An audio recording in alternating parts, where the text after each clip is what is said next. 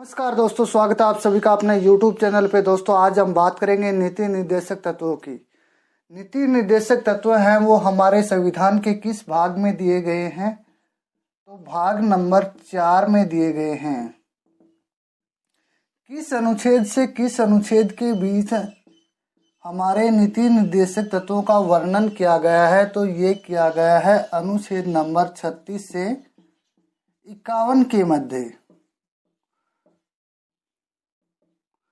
हमारे नीति निर्देशक तत्व हैं ये लिए कहाँ से गए हैं, यानी किस देश से ग्रहण किए गए हैं? तो ये आयरलैंड से ग्रहण किए गए हैं। नीति निर्देशक तत्व हैं ये हमारे संविधान में किस समिति की सिफारिश पर ग्रहण किए गए हैं? तो उस समिति का नाम है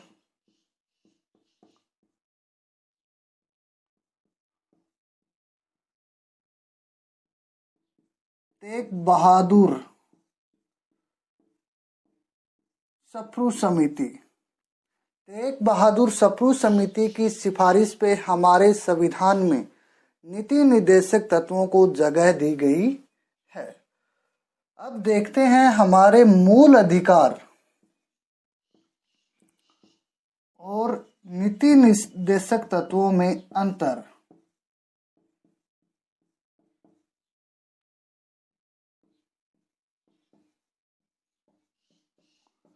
हमारे मूल अधिकार हैं वो हमारे संविधान के किस भाग में दिए गए हैं? तो ये हमारे संविधान के भाग नंबर 3 में दिए गए हैं। और नीति निर्देशक तत्व है वो किस भाग में दिए गए हैं? तो ये भाग नंबर 4 में दिए गए हैं। मूल अधिकारों का वर्णन है वो किस अनुच्छेद से किस अनुच्छेद के बीच किया गया है? तो ये किया गया है अनुच्छेद नंबर 12 से 35 के मध्य। और नीति निर्देशक तत्वों का वर्णन है वो अनुच्छेद नंबर 36 से 51 के मध्य किया गया है। मूल अधिकार है वो ग्रहण कहाँ से किए गए हैं? तो मूल अधिकार है वो अमेरिका के संविधान से ग्रहण किए गए हैं, जबकि नीति निर्देशक तत्व है वो कहाँ से ग्रहण किए गए हैं? आयरलैंड से। अब मूल अधिकार और हमारे नीति निर्देशक तत्वों में क्या अंतर है वो देखते हैं।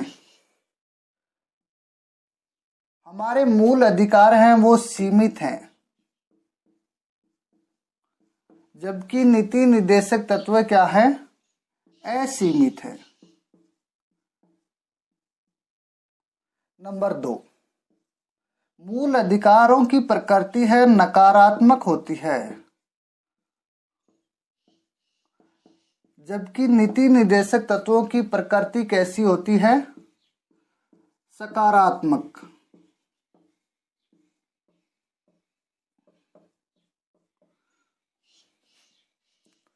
मूल अधिकार है वो राज्य की शक्ति को क्या करते हैं?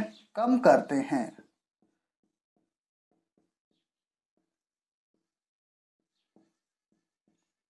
जबकि हमारे नीति निर्देशक तत्व हैं वो राज्य की शक्ति को बढ़ाते हैं।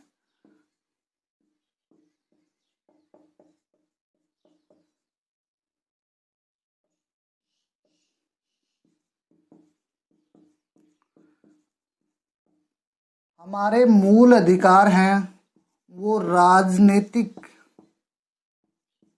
लोकतंत्र की स्थापना करते हैं।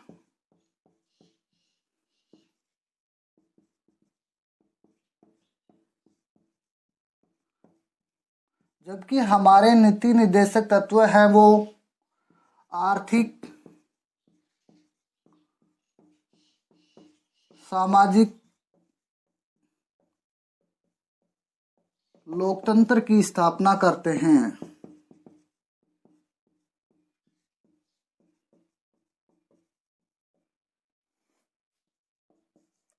मूल अधिकार क्या होते हैं? वाद योग्य होते हैं,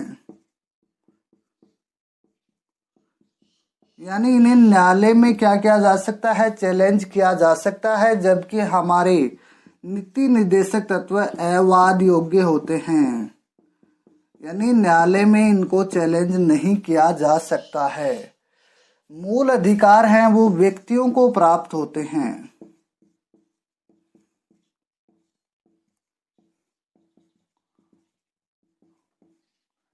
जबकि नीति निर्देशक तत्व है वो समूह को प्राप्त होते हैं।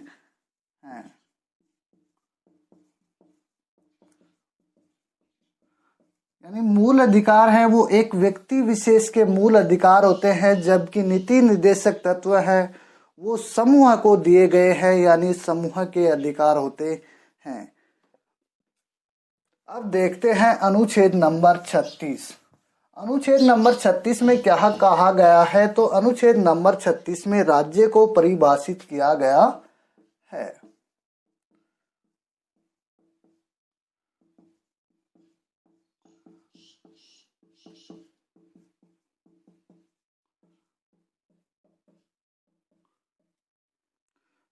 हमने जब मूल अधिकार पढ़े थे उस समय भी अनुच्छेद 12 का अध्ययन किया था।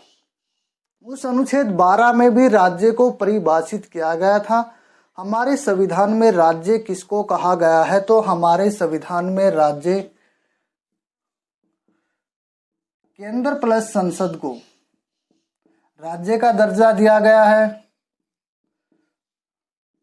राज्य प्लस विधानमंडल को राज्य का दर्जा दिया गया है। स्थानीय स्वशासन इकाइयों को भी राज्य का दर्जा दिया गया है, और वे इकाइयां जो राज्य के हित के लिए कार्य करें, जैसे LIC, NGO आदि को भी राज्य का दर्जा दिया गया है। तो आपको पता ही है कि अनुच्छेद नंबर 36 में राज्य को परिभाषित किया गया है। अब देखते हैं अनुच्छेद नंबर 37। अनुच्छेद नंबर 37 में क्या कहा गया है कि नीति निर्देशक तत्व है वो अवैध योग्य होते हैं।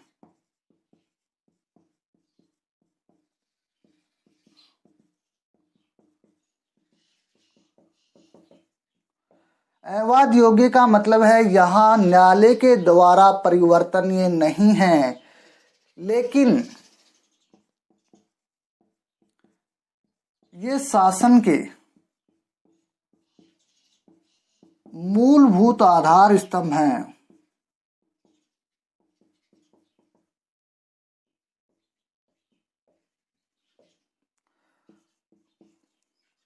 राज्य इनको लागू करना अपना कर्तव्य मानेगा। ऐसा कहा गया है अनुच्छेद नंबर 37 में कि नीति निर्देशक तत्व अवैध योग्य होते हैं, ये न्यायालय में इनको चैलेंज नहीं किया जा सकता, और ये शासन के मूलभूत आधार स्तंभ होते हैं। राज्य इनको लागू करना अपना कर्तव्य मानेगा। अब देखते हैं अनुच्छेद नंबर 38।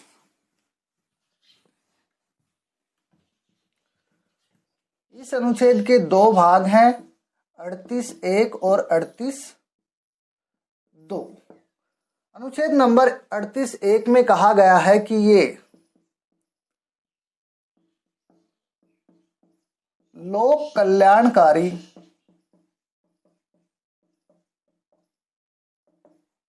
राज्य की स्थापना करते हैं तथा आर्थिक, सामाजिक, राजनीतिक न्याय की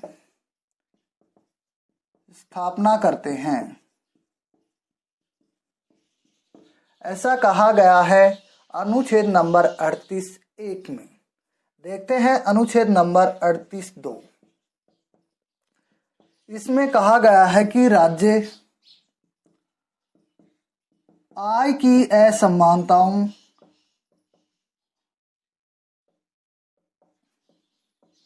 को दूर करने का प्रयास करेगा।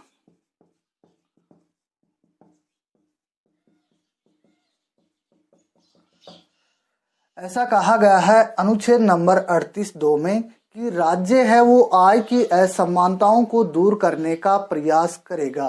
अनुच्छेद नंबर 38(2) है वो कब जोड़ा गया?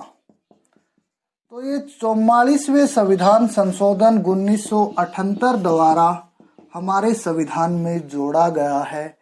अनुच्छेद नंबर 38(2) है वो मूल संविधान में नहीं था, इसे बाद में जोड़ा गया है।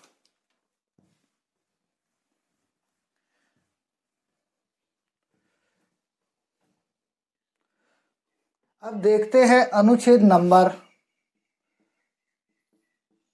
39। इस अनुच्छेद में राज्य के लिए अनुसरणीय तत्वों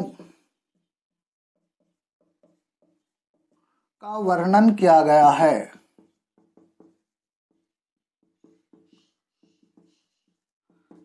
यानी हमारे राज्य को किन किन तत्वों का अनुसरण करना चाहिए, यानी किन किन का पालन करना चाहिए।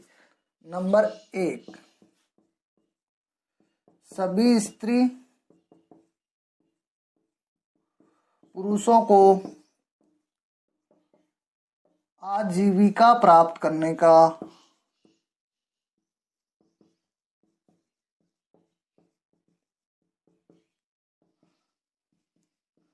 अधिकार होगा। नंबर 2,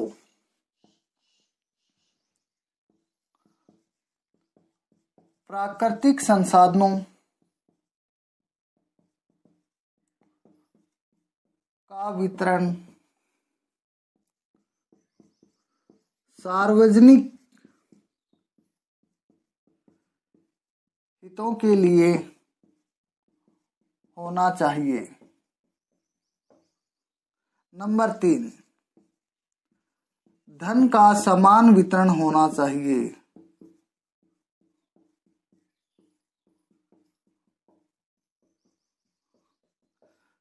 धन का समान वितरण का तात्पर्य है कि चाहे व्यक्ति किसी भी वर्ग से हो, उसे मेहनताना है वो सेम दिया जाना चाहिए। ये नहीं है कि एक वर्ग को किसी कार्य के लिए 1000 रुपए मिल रहे हैं और उसी कार्य के लिए दूसरे वर्ग को 100 रुपए मिल रहे हैं, ऐसा नहीं होना चाहिए।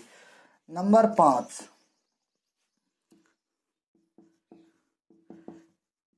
स्त्री पुरुषों को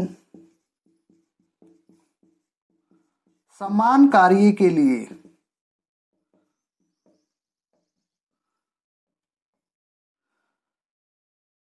समान मेहनताना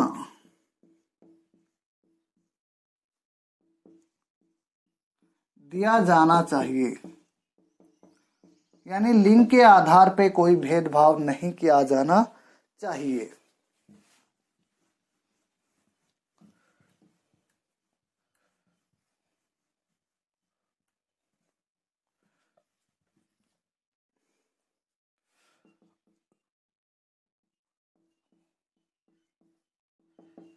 स्त्री पुरुषों एवं बच्चों को गरिमा में जीवन जीने का अधिकार होगा।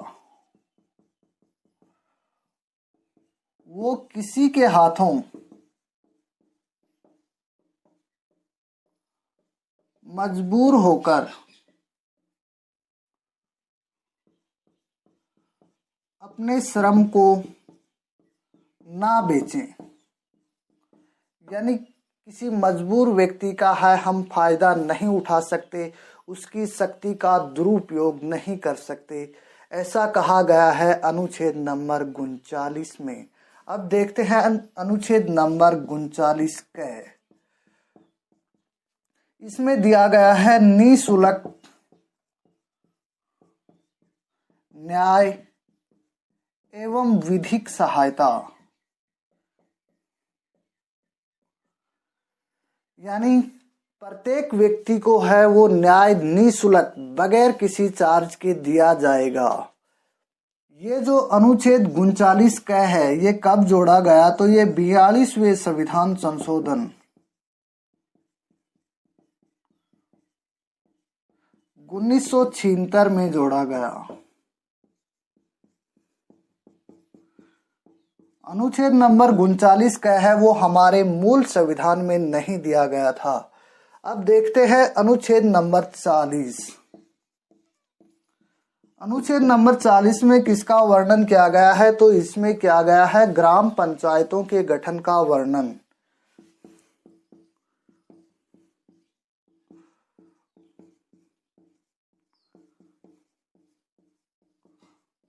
हमारे संविधान में ग्राम पंचायतों का गठन का वर्णन है वो प्रथम बार कब किया गया, अनुच्छेद नंबर 40 में। ऐसा क्वेश्चन पूछा गया था आरपीएससी सेकंड ग्रेड एग्जाम में।